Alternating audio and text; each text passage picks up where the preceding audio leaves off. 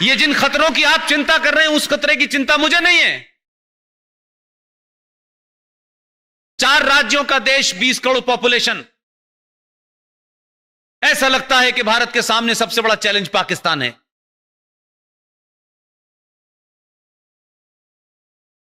अभी कुछ दिन पहले मैंने कहा, एक देश है, उसमें 4 राज्य हैं, टोटल पॉपुलेशन 20 करोड़ है। वहां फौज भी है, वहां पुलिस भी है, वहां F-16 भी है, संविधान भी है, शरिया भी है, और सब कुछ उनकी चलती है। इतनी फौज, इतने हवाई जहाज, इस सब के बावजूद भी वो मुल्क नहीं चल पा रहा है। मैंने कहा, मूर्खों, अकेला योगी 20 करोड़ को चला रहा है। ना उस पे कोई हवाई जहाज है, ना F-16 है। टोटल पॉपुलेशन उत्तर प्रदेश की 19, साढ़े 19, 20 करोड़ है। अकेला चला रहा है, पूछ ही नहीं रहा किसी से। 20, ऐसी कोई समस्या खड़ी नहीं हो रही वहां। अब वहां पे गुहार लगाई जा रही है, 6-6 इंच लंबी, 1-1 मीटर लंबी डालियां कह रही हैं गलती हो गई, अल्लाह खुदा के वास्ते माफ कर दो, आखिरी बार हुई है गलती। उसने कहा ना,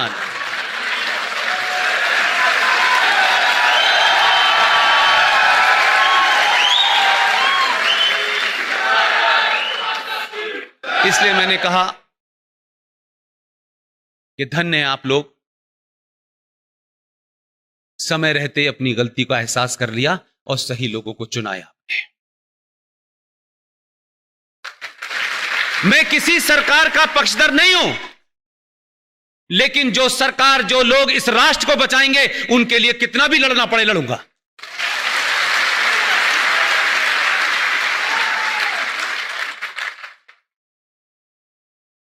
स्थिति वापस ले जाना चाहता हूं।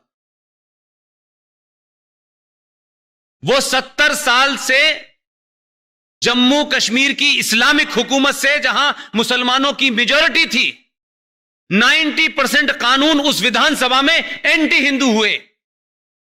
सरकारें आई, सरकारों को ब्लैकमेल किया गया, वहां का आतंकवाद, वहां का सेपरेटिज्म, और वहां की सरकारें एक साथ कोऑर्डिनेशन में काम करती थी। दिल्ली की सरकार को झुकाना है तो आतंकवाद को बढ़ा देना है, दिल्ली की सरकार को दुनिया में बदनाम करना है तो हुर्रियत को आगे बढ़ा देना है। तीनों का ऐसा एपरेटस मिला हुआ था कि आप हुर्रियत को पुचकारते थे। और यह भी शायद आपको खबर नहीं होगी कि हुर्रियत कॉन्फ्रेंस का नाम तो सुना है आप लोगों ने, देखा होगा, उसमें कितने बहादुर बहादुर लोग हैं।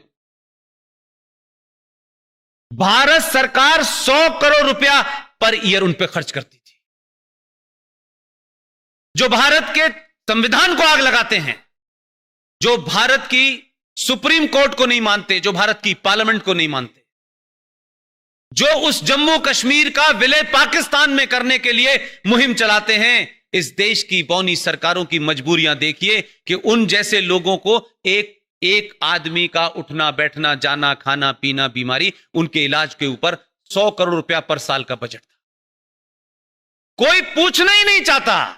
एक राज्य जिसका जीडीपी में 0% कंट्रीब्यूशन है, मेरे और आपके टैक्स से पलने वाले लोग इस देश में देशद्रोही पैदा कर रहे थे।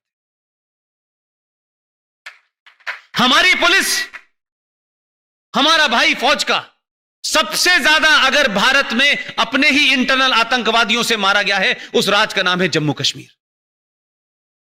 हर मां ने अपने बच्चे को भेजा कि वो वहां जाएगा, बॉर्डर पे लड़ेगा, पूरा तंदुरुस्त भेजा। लेकिन जम्मू कश्मीर के अंदर जिस इस्लामिक आतंकवाद को सरकारों ने पनपाया, सत्ता पे बैठने का रास्ता देखा, वो बच्चे जो साबुत घर से गए थे, वो वापस लौट के आए तो हिस्सों में नहीं थे। हरियाणा का कोई गांव ऐसा नहीं है जिस गांव का बच्चा जम्मू कश्मीर में इंटरनल जिहादी आतंकवादियों से न मारा गया हो, इस्लामिक आतंकवाद का शिकार न हुआ हो। वही राज्य कहता है कश्मीर को जमहूरियत चाहिए, इंसानियत चाहिए और कश्मीरियत चाहिए। यानी इस देश में बाकी 30 सूबों को इंसानियत नहीं चाहिए, सिर्फ इन्हें ही चाहिए। ये अल्लाह के फरिश्ते हैं। वहां 100 करोड़ से घटते घटते बजट ही समाप्त हो गया। ये अंदरूनी तकलीफें हैं। लोग सड़क पे पत्थर इसलिए नहीं मान रहे कि हज करते वक्त पता चला कि शैतान को पत्थर मारा जाता है। हज की एक परंपरा है कि हज जब आप जाएंगे तो जब तक वो अराफात की पहाड़ी पे एक बड़ा सा पत्थर है उस पे उठा के कंकड़ नहीं मारेंगे, उसे शैतान माना जाता है। इसलिए पत्थर मारने की परंपरा यह है कि जिस पे ऊपर पत्थर मार रहे हैं ये इस्लामिक लोग, इसका मतलब है वो शैतान है। ये नई परंपरा नहीं है, ये वहां से आई है। जो आज देश को जलाने उतरे हैं, जो देश में आग लगाने उतरे हैं, उनका दर्द समझिए क्या है।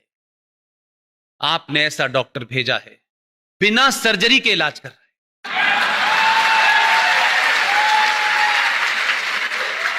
लोग, एक बहुत बड़े कवि हैं, उनकी 2 लाइनें मुझे इस स्थिति पे ज्यादा अच्छी लगती हैं। वो कहते हैं कि न जाने कैसा ये आलम हुआ कि लोग हंसते हंसते रोने लगे, रोते रोते हंसने लगे। ये स्थिति वही है। धारा 370 और 35 पे नहीं हटी है। धारा 370 और 35 को बारीकियों में अगर आप जानते, जितना मैं 20 साल से पढ़ते पढ़ते था, यह धारा नहीं हटी है।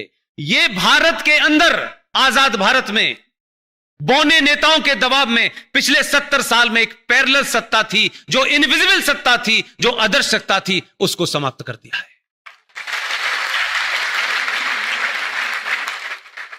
संकट यह है कि लोग कह रहे हैं 335, 370, 370, लोगों को पता नहीं है दर्द कहां हुआ। यह जो एक मैं बार बार कह रहा हूं कि जैसे ही आप इस देश में संविधान की बात करेंगे, कुछ लोग कहेंगे नहीं, हमारा मजहब पहले है, हम आईन को नहीं मानते, हम शरिया को मानते हैं। जब उसने संवैधानिक तौर पे काम कर दिया तो बोले नहीं नहीं, हम संसद को नहीं मानते, हम भीड़ को मानते हैं। वो आदमी भी निराला ही भेजा है, वो इनको पूरा इस्लामिक बना के मानेगा, पीछे ही पड़ गया इनके। अल्लाह ने फरमाया है कुरान मजीद में एक जगह, मैं नहीं जानता कि वो कुरान पढ़ के आए हैं या नहीं पाए हैं, या उनके एडवाइजर उन्हें बता रहे हैं, लेकिन काम ठीक राह पे हो रहा है। कुरान मजीद में एक जगह लिखा हुआ है कि मुसलमानों, मेरे ऊपर ईमान लाने वाले लोग, मैंने इस कायनात, इस सृष्टि के अंदर, इस ब्रह्मांड में सब कुछ तुम्हारे लिए रखा है। तुम्हारी जितनी भी जरूरतें हैं उसका मैंने इंतजाम किया। मेरी एक ही शर्त है कि मैंने तुम्हें जिंदगी जीने के जो रास्ते बताए हैं उसी पे चलते रहना, और अगर तुम मेरे बताए रास्ते से उतरे तो मैं इस जमीन पे कुछ लोग भेजूंगा जो तुम्हें रास्ते पे ले आएंगे।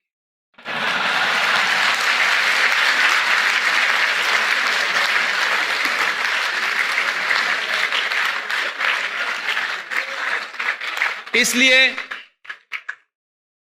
मैंने कहा पढ़ना बहुत जरूरी है। अभी तो एक ही ने पढ़ा है कई करोड़ों में से। अगर आप सबने पढ़ लिया तो ये फिर पत्थर अपने ऊपर मारेंगे। ध्यान रखिएगा, आपको लड़ने के लिए कुछ नया नहीं करना है, कुछ नया नहीं करना। जो सरकार में बैठे हैं, जो सरकार को करना चाहिए था, वो सरकार पहली बार कर रही है। लेकिन मेरी शिकायत, मेरी तकलीफ, इस बात से मत खुश होइएगा, सरकार में हम हैं, बिल पास हो गया है, कानून बन गया है। कानून बहुत सारे बनते हैं इस देश में, लागू नहीं होते।